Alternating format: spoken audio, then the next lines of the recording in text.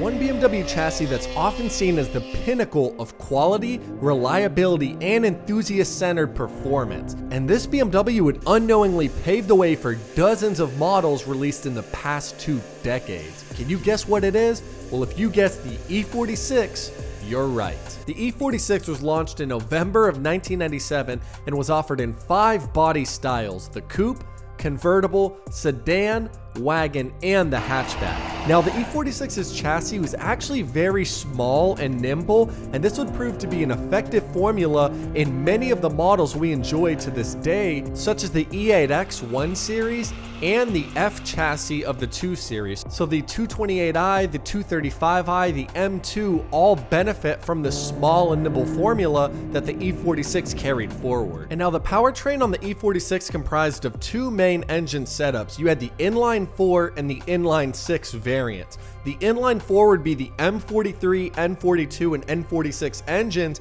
and the more popular, especially in the United States, Canada, etc., was the inline 6 M42, M54, and S54, which would be found in the M3 models. So I'm going to speak a little more on the inline 6 because that's actually the engine that I owned when I had an E46. I absolutely loved it. I had the M3 conversion done to the front and rear bumpers. I had the LED eagle-eye taillights. I had upgraded halos up front, black interior with silver aluminum trim, Harman Kardon sound system. I basically had the cream of the crop when it came to the E46, you know, besides it not being an actual M3. But I absolutely loved the experience because the inline 6 inside the E46 just felt so metallic, smooth, and buttery. And when I say metallic, it just feels like it loved to be revved high. And especially when you just changed the oil, all your fluids were fresh, there was nothing that compared to taking my E46 out on night drives, kicking it in sport mode, and just opening up on the throttle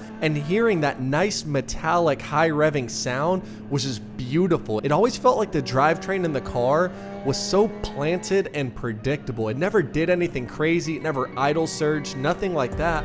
I just absolutely loved the way the engine felt. And now the M52 engine produced anywhere from 168 all the way up to 190 horsepower. And I know this doesn't sound like a lot, but BMW's Vanos system was amazing at making a little bit of power feel like a lot. And now on the E46, you could actually buy rebuild kits to rebuild the Vanos. For those of you who don't know what Vanos is, it's BMW's infinitely adjusting and infinitely variable timing system, and it makes, like I said, a little bit of power feel extremely precise and feel like more than it is. And something about this engine, like I said, just felt extremely buttery smooth, and especially paired in with the E46's short length of 176 inches, it just made this vehicle feel like you could move it exactly where you wanted to. And now there was also 5 transmission options available on the E46. You had the 5-speed manual, the 6-speed manual, the 4-speed automatic, the 5-speed automatic, and if you had the M3 models, you had the 6-speed SMG.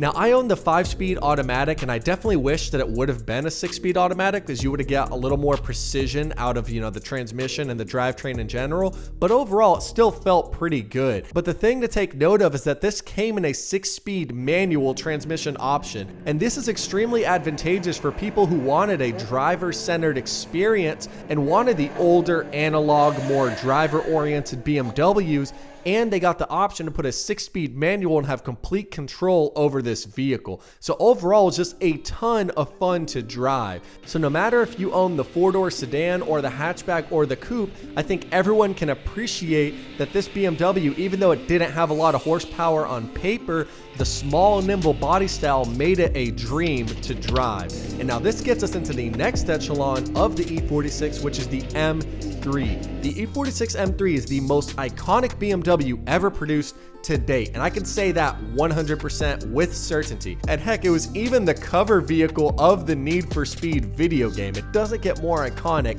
than that. The E46 M3 produced 333 horsepower and took everything that the base models brought to the table and made it way better. You got the near 50-50 weight distribution, more power, a 6-speed SMG transmission, which basically is a hybrid of an automatic and manual transmission, so you get the best of both worlds. You get the beefed up aerodynamics all around, the thicker, wider fenders, and overall, this vehicle just looks timeless and iconic. For a car that came out over 2 decades ago, it still looks better than 90% of the vehicles that get released to this day. And the E46 M3 really did solidify itself in a legacy as the best and the most driver-focused, enthusiast-oriented BMW that they could ever produce. It was a naturally aspirated 6-cylinder engine that didn't have to worry about turbochargers or superchargers or anything like that, and it produced 333 horsepower stock.